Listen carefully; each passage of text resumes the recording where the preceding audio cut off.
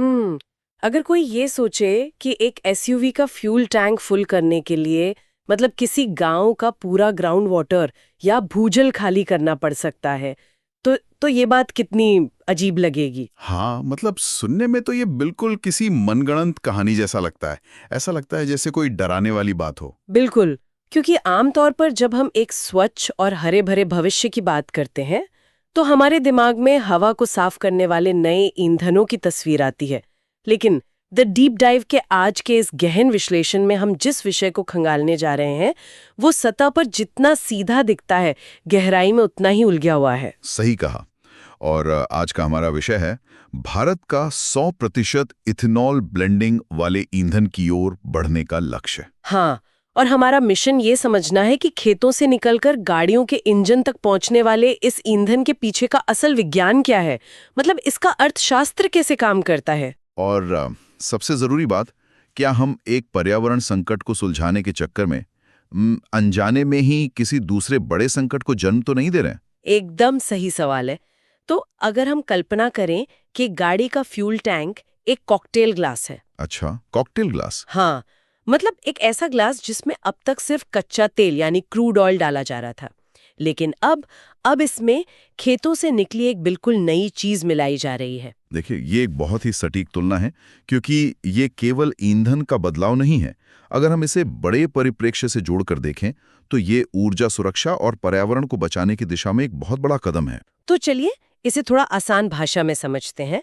क्या आप इस इथेनॉल ब्लेंडिंग के मूल विज्ञान को थोड़ा समझा सकते हैं? बिल्कुल। इथेनॉल असल में गन्ने, गुड़ या मक्के जैसे कृषि उत्पादों से बनने वाला बायोफ्यूल है। और जब हम इसे गैसोलीन या पेट्रोल के साथ मिलाते हैं तो इसे ब्लेंडिंग कहा जाता है। अब विज्ञान के नज़रिए से देखें तो इथेनॉल के अणु में, मतलब उसके मॉलिक्यूल में, पहले से ही ऑक्सीजन मौजूद होती है। अच्छा, तो इसका इंजन के अंदर क्या असर होता है? असर बहुत बड़ा होता है। जब ये ईंधन इंजन के कंबशन चेंबर में पहुंचता है, जहां ईंधन असल में जलता है, तो ये अतिरिक्त ऑक्सीजन ईंधन को बहुत ही अच्छी तरह से जलने में मदद करती है। अरे वाह! तो मतलब पेट्रोल का कोई भी हिस्सा बिना जले नहीं रहता? लगभग नहीं। और इसका सीधा नतीजा ये होता है कि साइलेंसर से निकलने वाले कार्बन मोनोऑक्साइड और बिना जले हुए हाइड्रोकार्बन में भारी गिरावट आती है। हवा साफ होती है। जो कि इस पूरे बदलाव का सबसे पहला और बड़ा फायदा है ना? हाँ, बिल्कुल। ये इसका प्राथमिक वादा है। लेकिन देखिए, अगर ये सिर्फ हवा साफ करने की बात होती तो दुनिया बहुत पहले ही ये कदम उठा चुकी होती। सही कहा। इसमें अर्थशास्त्र का एंगल बहुत बड़ा है। मतलब भारत जैसे देश के लिए जो जो अपनी जरूरत का 80% से ज्यादा कच्चा तेल आयात करता है, ये सिर्फ पर्यावरण का मुद्दा तो नहीं है। एकदम नहीं। ये सीधे सीधे राष्ट्रीय ऊर्जा सुरक्षा का मुद्दा है। हम कच्चे तेल के आयात पर अरबों डॉलर खर्च करते हैं। हाँ, और अगर हम उस आयातित तेल के एक बड़े हिस्से को अपने ही खेतों में पैदा हुए ईंधन से बदल दें तो अर्थव्यवस्था पर जो बोझ है वो बहुत कम हो जाएगा। और विदेशी तेल पर निर्भरता भी घटेगी। इससे होता यह है कि देश अंतर्राष्ट्रीय भू राजनीतिक तनावों से, मतलब ग्लोबल जियोपॉलिटिक्स से, थोड़ा सुरक्षित हो जाता है। राइट। और मैंने पढ़ा था कि तकनीकी रूप से भी इथेनॉल का एक फायदा है, वो ऑक्टेन नंबर वाला। हाँ, उच्च ऑक्टेन। इसका मतलब है कि ये ईंधन इंजन के अंदर समय से पहले नहीं जलता। जिससे इंजन में वो जो नॉकिंग की समस्या होती है, वो अजीब सी खटखटाहट की आवाज, वो कम हो जाती है। बिल्कुल। इथेनॉल उस भारी दबाव को सह सकता है, जिससे इंजन अधिक सुगमता से और उच्च दक्षता के साथ काम करता है। एक मिनट रुकिए। अगर ये ईंधन इतना ही शानदार है, मतलब हवा को साफ कर रहा है, आयात का बिल कम कर रहा है, इंजन की ताकत बढ़ा रहा है, तो हम सीधे 100% इथेनॉल यानी E100 पर क्यों नहीं चले जाते?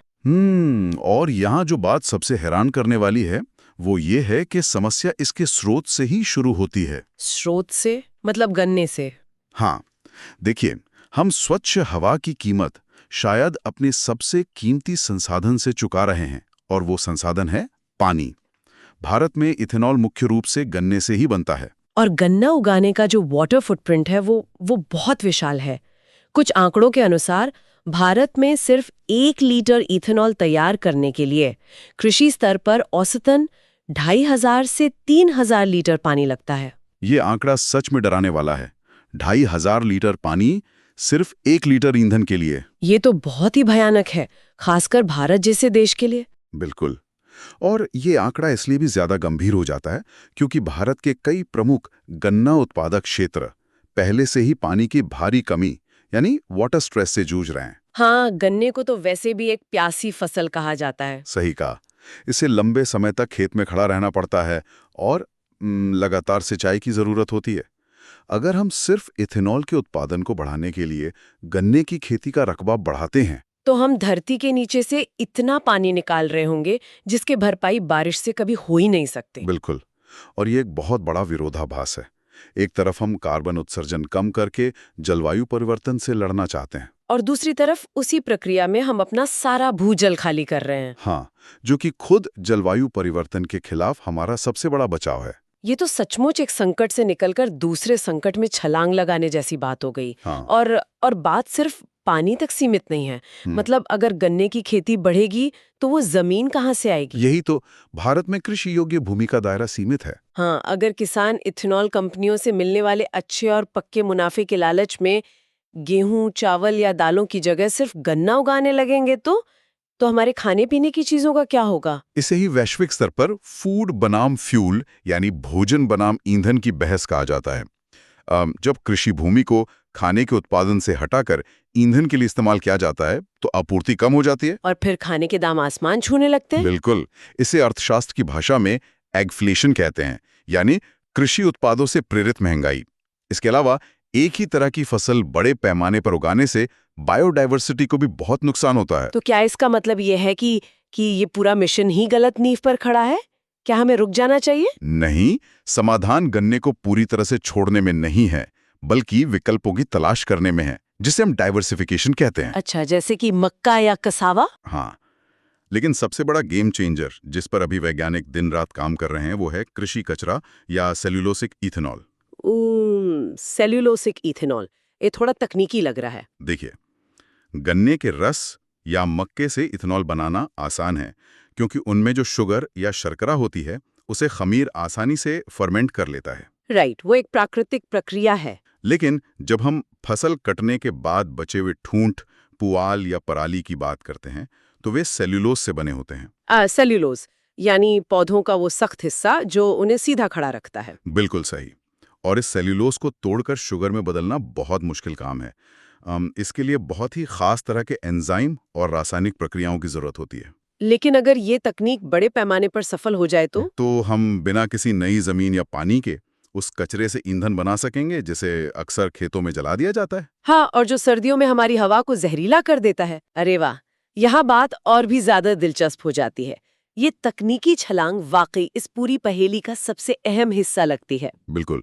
लेकिन चलिए एक पल के लिए मान लेते हैं कि हमने ये पहेली सुलझा ली, हमने कचरे से बेहतरीन इथेनॉल बना लिया।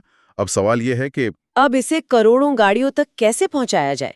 और मैंने इसके बारे में जो पढ़ा है उससे मुझे ये एहसास हुआ कि इथेनॉल को ट्रांसपोर्ट करना कच्चे तेल को पाइपलाइन से भेजने जितना आसान तो बिल्कुल भी नहीं है। एकदम सही। इथेनॉल के साथ सबसे बड़ी लॉजिस्टिक चुनौती इसकी रासायनिक प्रकृति ही है। देखिए, इथेनॉल हाइड्रोफिलिक होता है। हाइड्रोफिलिक मतलब पानी को अपनी तरफ खींचने वाला। हाँ, ये हवा में मौजूद नमी को भी सोख लेता है। अब हमारी जो पारंपरिक पेट्रोलियम पाइपलाइनें हैं उनमें अक्सर थोड़ी बहुत नमी या पानी होता ही है। तो अगर हम इथेनॉल को उन पाइपलाइनों से भेजेंगे तो क्या वो उस पानी को सोख लेगा? बिल्कुल सोख लेगा।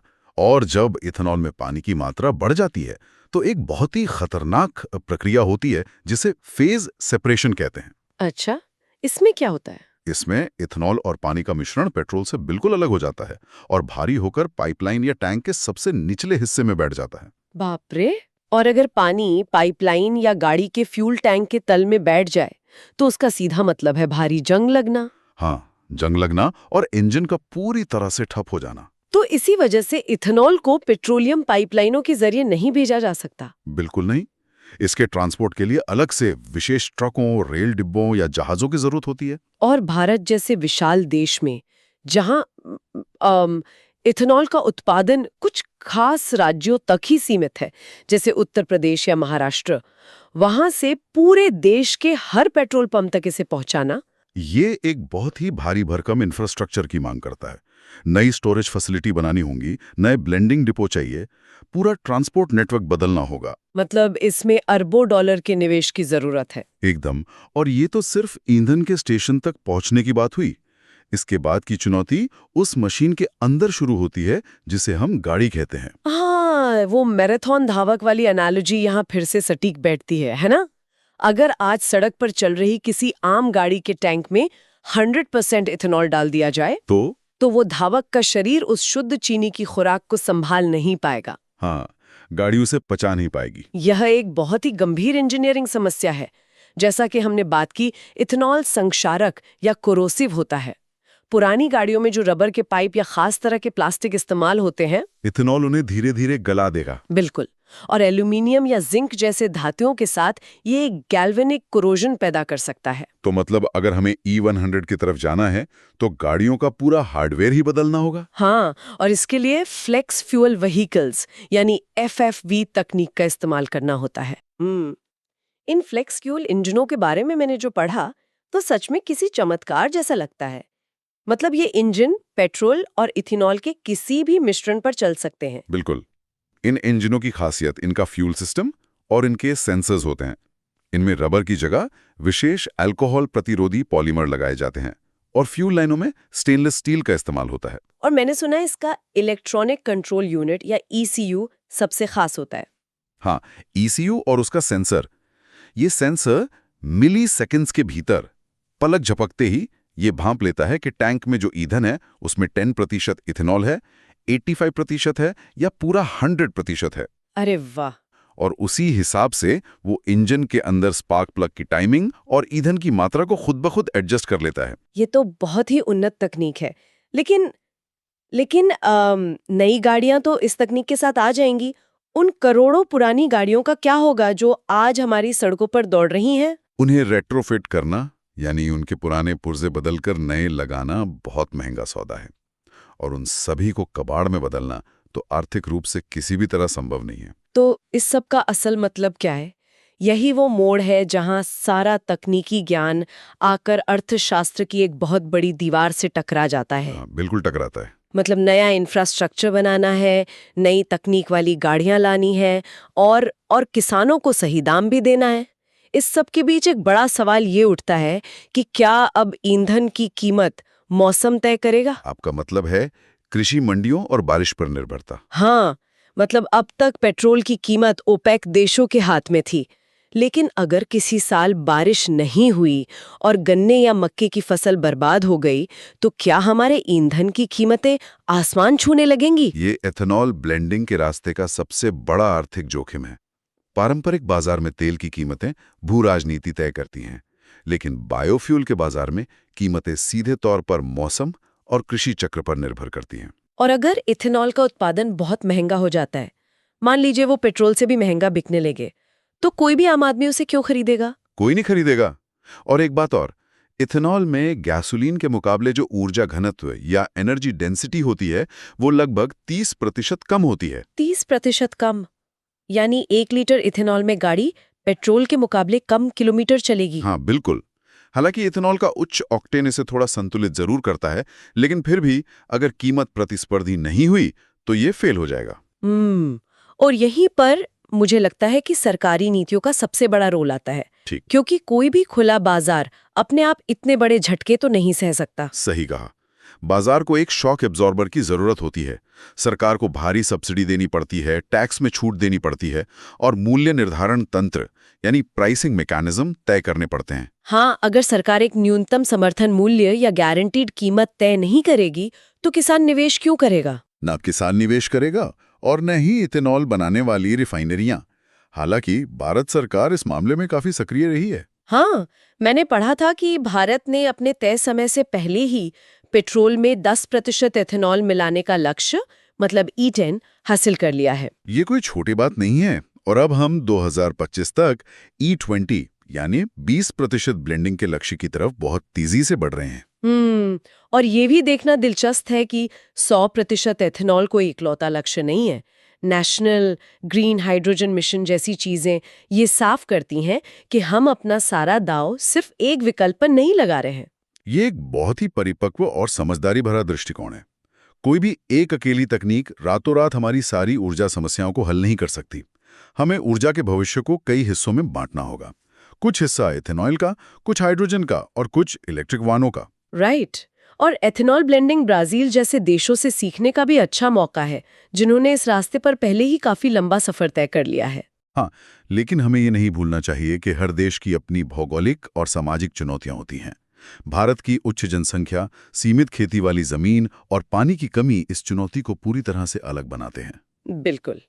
तो अगर हम आज के इस पूरे विश्लेषण को समेटें, तो ये बात बिल्कुल साफ हो जाती है कि 100% इथेनॉल की ओर बढ़ने का जो लक्ष्य है, वो एक बहुत ही महत्वाकांक्षी योजना है, जो ऊर्जा, कृषि और अर्थशास्त्र के एक बहुत ही नाजुक चौराहे पर खड़ी है। हाँ, ये एक ऐसा बड़ा बदलाव है जिसमें खेतों में बोए गए बीज से लेकर पाइपलाइनों के नेटवर्क और गाड़ी के इंजन के अंदर इस्तेमाल होने वाले छोटे से रबड़ तक सब कुछ बदलना होगा। लेकिन सबसे बड़ी चुनौती ये पक्का करना है कि हवा को साफ करने की ये कोशिश कहीं हमारी जमीनों को बंजर और हमारे पीने के पानी को खत्म न कर दे। एकदम सही।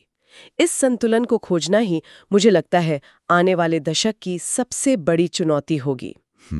इस चर्चा को खत्म करने से पहले ये विचार करने वाली बात है। हाँ, बताइए। आज हमने जो कृषि कचरे यानी सेल्यूलोसिक इथेनॉल के बारे में बात की, वो भविष्य की कितनी असीमित संभावनाओं की ओर इशारा करती है। बिल्कुल। अगर ये तकनीक सच में पूरी तरह से सस्ती और सबके लिए सुलभ हो जाए तो क्या होगा? अगर हम कल्पना करें कि दुनिया का हर तरह का फेंका हुआ बायोमास, चाहे वो खेतों का कचरा हो या फिर हमारे शहरों से निकलने वाला जैविक कचरा, वो सब हमारी गाड़ियों का मुख्य ईंधन बन जाए। ये तो एक पूरी तरह से नई दुनिया की तस्वीर है ना? जरा सोचिए, तब ऊर्जा के लिए हमें ना तो जमीन के अंदर गहरे कुएं खोदने की जरूरत होगी और ना ही जमीन के ऊपर अलग से ऊर्जा वाली फसलें उगाने की। अगर ऐसा सच में होता है तो क्या दुनिया का वो पूरा भू राजनीतिक नक्शा हमेशा के लिए नहीं बदल जाएगा, जो आज सिर्फ तेल के कुओं के इर्द गिर्द बुना गया है? बिल्कुल बदल जाएगा। तब ऊर्जा की जो असली ताकत है वो तेल के कुओं वाले देशों के पास नहीं, बल्कि उनके पास होगी जो अपने कचरे को सबसे बेहतर तरीके से रिसाइकिल कर सकेंगे। ये एक ऐसा विचार है जो भविष्य की पूरी अर्थव्यवस्था को देखने का हमारा नजरिया ही बदल सकता है। एकदम सही। ये सोचने पर मजबूर कर देने वाला विचार है। इसी उत्तेजक विचार के साथ द डीप डाइव के आज के इस गहन विश्लेषण को हम यहीं विराम देते हैं।